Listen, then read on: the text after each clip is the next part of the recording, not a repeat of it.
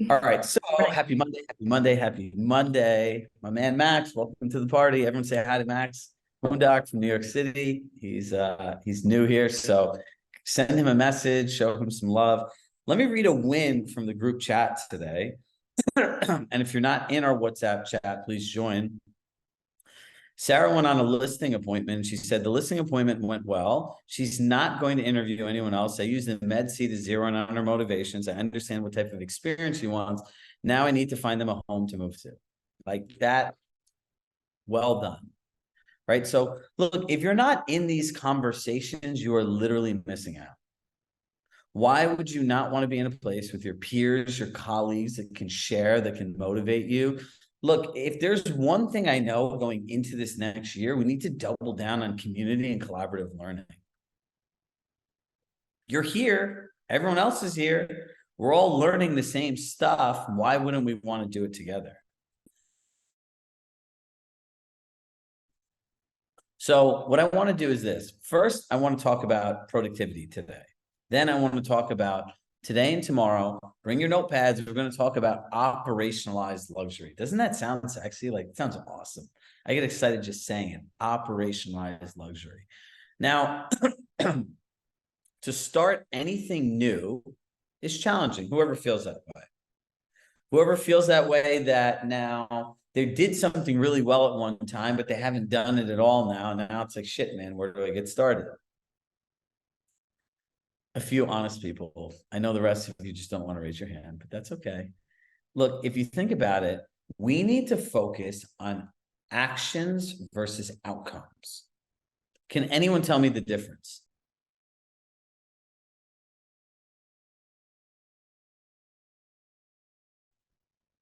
Anybody?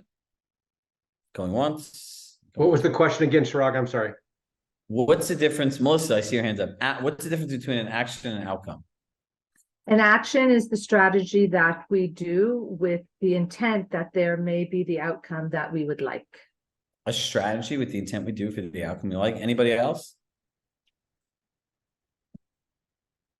Bill?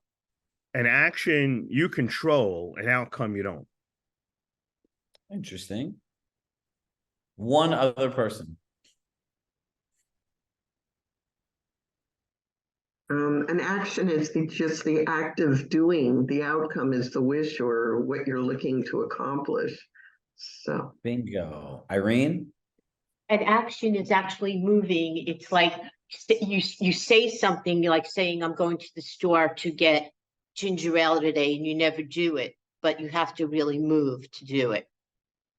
Bingo. So David Goggins, I've tried every Sunday now to spend an hour just listening to like these YouTube motivational compilations to start my week.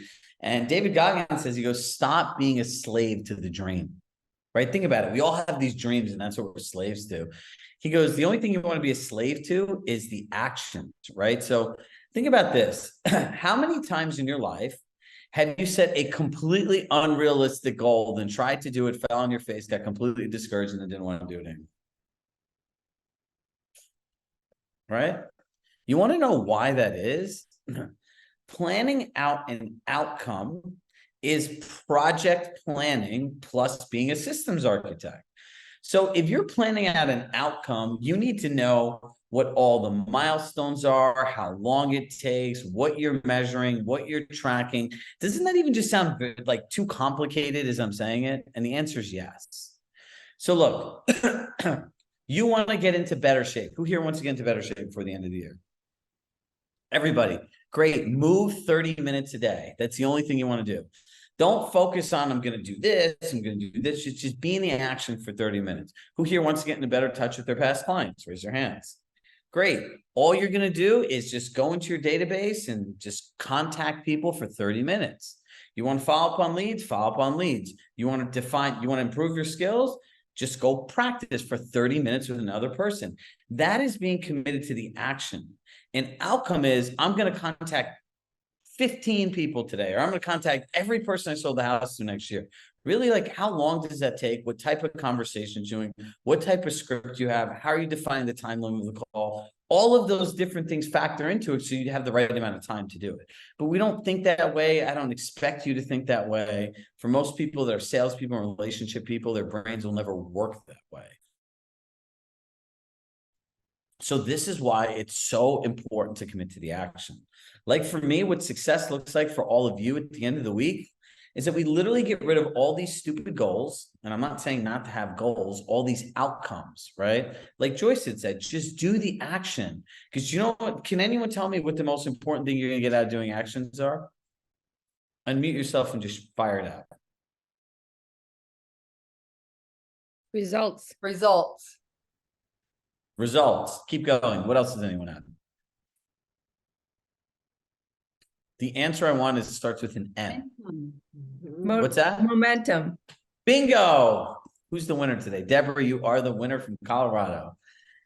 Momentum. That is what we all need. Have you ever noticed when you're in momentum, the confidence you have in doing things? Listen, there are two things that this market requires: skills and confidence. You're never going to have either one of those without planned, purposeful actions. Listen, if you do the Med C 100 times in 1 week, right? That's an outcome. And I don't know if that's realistically going to happen.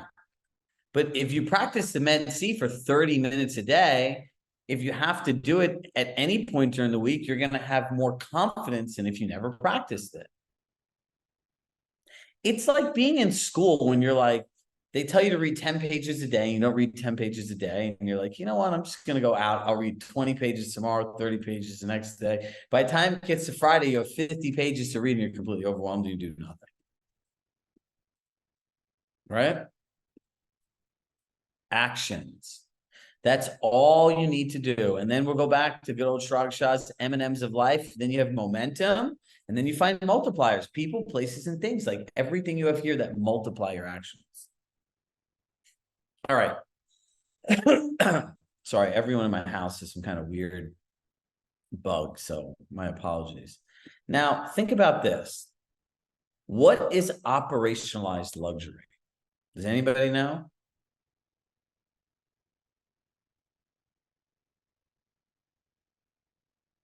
Does anyone want to know? It's how all of you are going to run your businesses from this day forward. So if you look here in our room, you see all of these sheets, literally they span the entire room, and we have more of them on the chair. We're operationalizing your luxury experience as being part of this coaching program, right? So if you operationalize luxury, number one, let me teach you how to think about this. When you go to the best experiences in the world, in food and in hospitality, right? Like a hotel, a resort, what is done for you?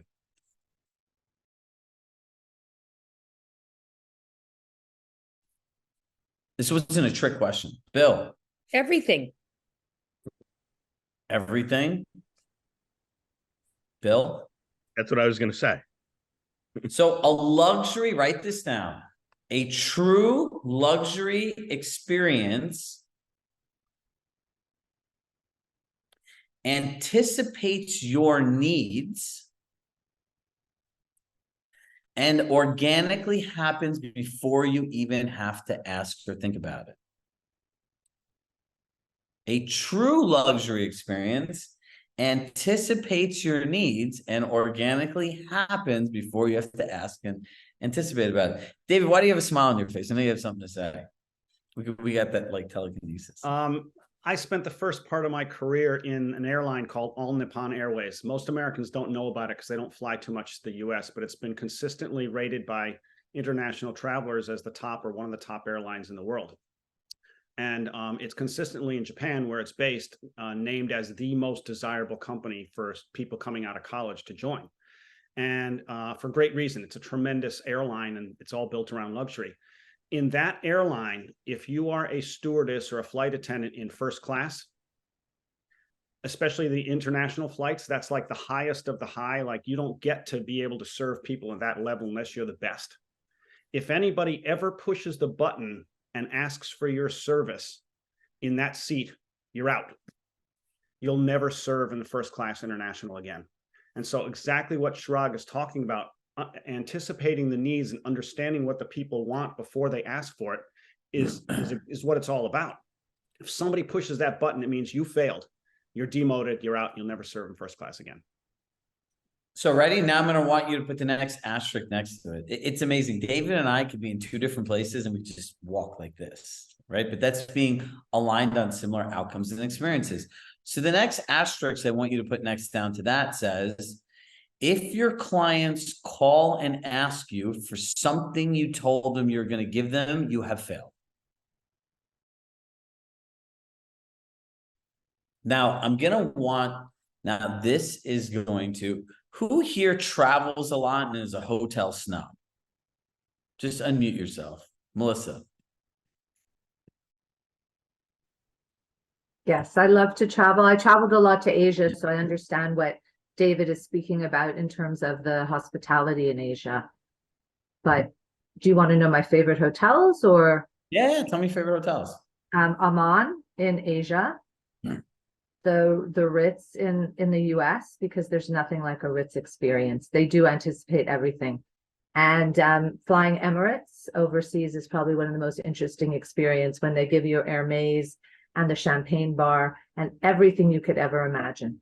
And they even like, I flew on Emirates business class over the summer, and it was an overnight flight, and I still have them. They gave you the most comfortable pajamas, right? Because they knew you were going to sleep, right? These things were like, oh my God. My girlfriend's like, I'm like, can I have another one? She's like, why do you have yours, the second one from the other flight, and mine? I'm like, these are the most comfortable pajamas I've ever slept in my life, right? That's luxury. So here, now let's go backwards. How much you pay for a night in the Ritz-Carlton? Anywhere from 500 to 1,000, depending on where it is. And what are your expectations of them? That they know they have my profile, so they know what to put in my room in advance. They will usually have my dinner reservations done and an itinerary when I come. They'll have all the accoutrements in the room and usually like a fruit basket or something that they know that I like. And they always recognize me by my name and they know me by my name. And I like that a lot. Okay. And say that again for everyone else. How much you pay a night for that? Depending on where it is in the world, 500 to 1,000 esque. Okay, but I've also stayed at the Burj Al Arab in Dubai, and that was like a once in a lifetime thing, and it was $2,500 a night, once in a lifetime. All right, let's go back to the Ritz, right? I'm now I know when I travel, everyone call Melissa Rubin for your hotel recommendations. Here's my point I really want to drive home to. Do you feel that we're going to get to a world where eventually we're going to have to quantify what we do for buyers and potentially compensation? Everybody say yes, right? By the way, I'll give you my latest interpretation of the legal updates from NAR before we leave. It's actually quite interesting when you dive in. But here's the simplest form, and this should be everyone's aha moment, and no one should feel bad, and everyone should just look at this as the greatest opportunity in their life. If you're spending $500 to $1,000 in a night, do you see what your expectations are of the Ritz-Carlton? What do you provide for your clients when you're collecting 30, 40, 50, 60, 70, 80, 90, $100,000 in compensation? It sure as hell isn't what they give you at the Ritz now, is it?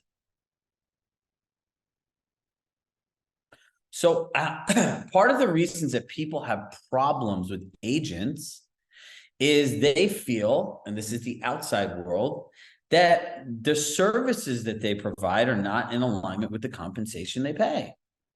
So if you stayed in the Ritz for a week and you spent $5,000, think about what you expect every single day and every single touch point. What they offer is what I call operationalized luxury. It is a purely documented experience from start to finish where they're able to tailor their specific system and curate it for the person. I need all of you to start thinking that way. Operationalized luxury. Look, when we think about this as a company going forward, there are two baselines of anything that's important. And anyone that's in our end-to-end program, they can tell you it's literally 100 steps tailored out that you can curate to your client. It's operationalized luxury. Every single thing is accounted for. These hotels account for all this stuff too. I tell this story all the time. Last year at the Compass Retreat, we're at the Four Seasons. I talk about the Four Seasons all the time. So I sat in the hotel watching in the lobby, watching people get checked in and checked in and checked in and checked in and checked in, right? And then I'm like, all right, I'm a pretty clever person. I could ask questions. I could throw this thing away. I could try to use all my ability in my brain to try to convince someone to do something outside of their experience and deviate from the pattern. So I watched dozens of people get checked in. And I did every single thing I could to take this poor woman that had to go through like my mental mind maze of information and try to deviate from her plan. And they go, she would not do it. She had an answer for every question I had, and we would go back to the same set of things. It was amazing. And I was like, wow, your franchises really work well. She's like, what do you mean? I go, well, I'm a business coach, and I actually compare what we do as agents to how you guys service your clients. And literally, it's spot on. So when you start thinking about operationalized luxury, how well do you have this whole process documented? Think about it. That buyer consultation that you're going to be doing going forward is the most important thing in the world. Everyone wants something different. It's the same transaction. I would say it's the 80-20 principle. In real estate, it's the same thing with your clients. 80% is your system. The system works the way the system is going to work. But 20% of it, and this is where all the magic money and growth happens, is individualizing it to that person. You want them to feel that that system was made for them. So you need to start accounting for all of this stuff. Like, look, I'll say this in the most blunt way possible. We all need to get our shit together and be planned, purposeful, organized, and execute. But if you can't do basic things like time block and just commit to these actions and slowly start working on them and practicing, you're going to have a problem. Do you think these people in these hotels are just untrained people that just have conversations with people and then they just kind of go where they want? Do you think that all the information that you share with the people at the front desk is held captive to one person, or is it documented in a system where anyone can do it? John. Yeah, can't agree more with you, Chirag. It's you have the system in place, but then it's a constant fine tuning and adding more and more and more. It's not always asking, it's just listening, spying them on social media, seeing what's going on in their life, the littlest things. Again, I put in the chat, if anyone watches The Bear, there was an episode that showed this perfectly of how to listen and fine tune to give the experience, incredible experience, with them not even expecting it. But I agree. Amen, Chirag.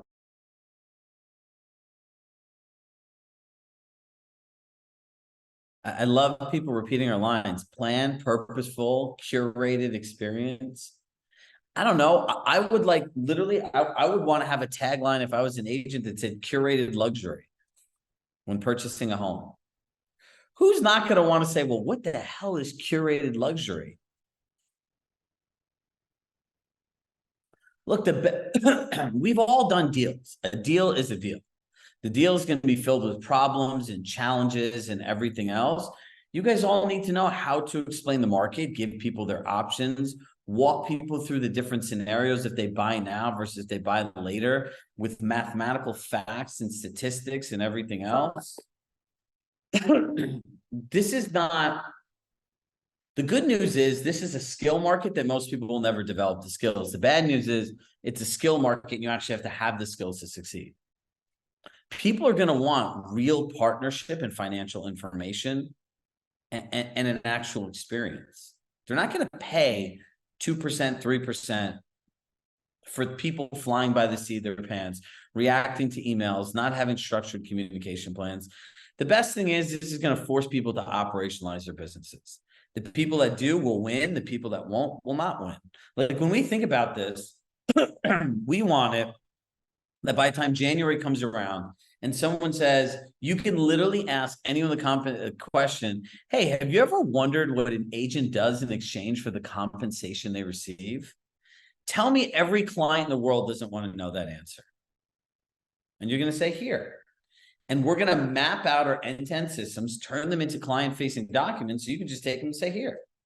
I encourage you to ask every agent the same question because we believe every seller or buyer has the right to know the exact services they're getting for the compensation they're paying. Do you think that in itself will eliminate 95% of your competition? Yeah. Because no one knows how to explain what they do. If you guys went to 25, 50, 100 clients you worked with that are on the list side, do you know exactly what your agent did in exchange for the compensation they received? The answer would be no. Nope. Not scaring you. I'm showing you where the opportunity is. Now, I want to leave time for questions. Do we all get what operationalized luxury is? Do we all see a few areas and where we can improve? All right, so who has questions? Chirag, this is Jim. I do. All right, shoot. Yeah. So Chirag, we have a role play group. We've been role playing Med C, went on to value proposition.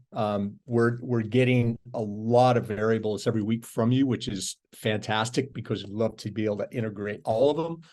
What would you say on the heels of what you just talked about today, the luxury operationalizing luxury experience? What would you decide us to be working on right now? I would sit here with these kinds of things in a room, right? You could do it through Zoom, you could do it through however, and you want to start documenting out what you do for people. Because when you look at these things from the different stages, right? Put each stage on one of these here. Let me put it here. So you see that blank Post-it? I would put the first stage of a transaction there, whether it's buyer or seller. Then I'd go to the next stage, and I go to the next stage. And see, what'll happen is in putting them in those sheets like that, your brain will process them as individually. And then when you look at them like this, your brain will process it collectively, right? And then you could start filling in the gaps. The good news is I believe you're with us here and in next year. So we're just going to do this for you. And then after it, it's just practicing and learning it, right? And it's understanding how to do the Med C is the most important thing because it's the only way you're going to actually know what people want. Without knowing what people want, how can you really deliver the right experience? Yeah, perfect. Thank you. I want to call on Deborah. Deborah, where are you? Yes. Can you tell everyone about giving them your signed communication plan with hours and probably how you felt before doing it and then what actually happened after, like perception, reality? So this was an anxious seller. This was her first sale. And we just talked about, a lot of the complaints that people have is they never hear from their agents. How would you like to communicate? And then we wrote it down. And I said, these are the times. I said, after 8 o'clock, I'm kind of worthless. Nothing can happen anyhow. You can text me at 5:30. And she was, laughing. And then I sat in front of her and I put it in my iPhone. I said, Monday afternoon at 3 o'clock, this is when we're going to talk. And she just there were tears in her eyes and she gave me a huge hug. Because she knew that today, after we do the photos this morning, I'm gonna call her and say, hey, the photos were done. Here's what happens next. And just relief. So I was fine with it because we've been practicing that. Today officially, good. Today you're my hero for the legitimately. I want you all to really listen to what she said. This isn't like, oh, wow, great, Deborah, great job. You got a client. She practiced something that was new. How did you feel in the beginning when we told you to do this? I mean, a little goofy. I had always in my brain, hey, we're going to communicate twice a week, Mondays and Fridays, but it was never very structured. I never asked, like, well, how do you want to communicate? Right? I mean, I would joke, I would say, oh, we could do calls, texts, smoke signals, whatever works, but it wasn't anything formal. So in some ways it provided a good structure for me as well as the clients. Because I'm accountable, because I put it in my calendar. Now that's operationalized luxury, right? Your person knows when they're going to hear from you, what they're going to hear about, what the communication is, when they can reach you, when they can't reach you. All the fear, doubt, and uncertainty is gone. And the woman literally cried, right? Yeah. You said? Yeah. She had tears in her eyes. And, for other people, like I promise I will always send them the insight report on Monday. So I did let them know that through the week, they may hear from me in other ways, but our designated time is X. So if you think about this, structured communication is imperative. And I see, Melissa, in today's market, because guess what? Everyone has a worry around something. At least knowing that that call is coming every week provides some sort of certainty and comfort. Melissa, great win. We send our owners a buyer book every week that shows everything we've done, all the social posts, the insight report, and it all comes in like a pretty like flip book. And they're so happy so that they're ready when we do call them to speak about all our actions that we've done for their listings, and they're very appreciative of that. So as you can see, for everyone out here, this operationalized luxury is taking form in various facets, right? Clients want predictable communication. This whole idea and myth that people want a 24/7 realtor is dumb. Who the hell just wants to pick up the phone and crisis care the whole time? That's why they call them emergency clinics, right? Emergency room is because they're for emergencies. You don't want your entire transaction to be an emergency because that's the complete opposite of luxury and someone anticipating your needs. So on that note, who here says something meaningful they're going to do? For all my friends in the tri-state, like Irene, Susie, Bill, you guys all should be connecting with each other, and you should all meet up and map this stuff out, right? If you don't want to do it in the Compass office, come here in our office and do it. I don't care. You could gladly use our space. But come with 4, 5, 6 people and sit in a room and put all your thoughts together. And then take what we have and enhance it. But we are working now. I actually recorded the entire end-to-end buyers program, all 43 videos of it for all of you last Thursday. We have an awesome thing that we call, actually, hold on. Let me get the name of this. I actually want to tell it to you because it's exciting.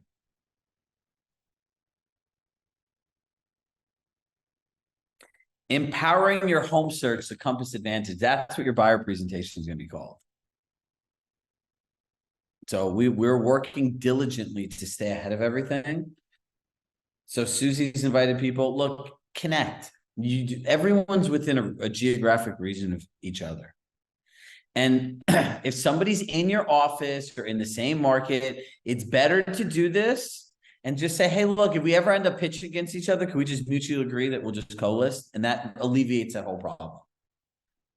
I'd rather have a kick-ass presentation and process and someone else that I can do deals with and build with and be accountable with and practice with that's literally in my office than be like, no, I'm just going to stay the way I am on my own because we could be competing with one another. Think about that. Collaboration over competition. So on that note, with love in my heart, I love you all. And I hope all of you have a powerful start to your week. Remember, actions over outcomes. Wait, you have a question, Joyce? Yeah, NAR update, because I was reading, I wanted your thoughts. You were going to talk about that. Oh, my NAR update. It's really actually interesting because some of the things that are anywhere in Remax that settled, I believe it was Remax, part of their settlement was cooperating against the other people, right? So now when you start doing this, it's NAR is a party to a class action lawsuit that they didn't collect any compensation. They're saying they require compensation, but you could offer $1. They never said you have to pay 6% and everything else like that. Right now, they're bringing in people's trainings. You're like, well, you said 6%. So some of the things that people have said or examples they've used, some of the context, it's really interesting, right? And look, they're starting to bring in FSBOs. FSBOs still pay buyer's agents, right? So it's arguable into both sides, and it's really interesting on how this is going to play out. I think no matter what, this is in the public's eye, it will force a change to things, and it's just something to keep tracking.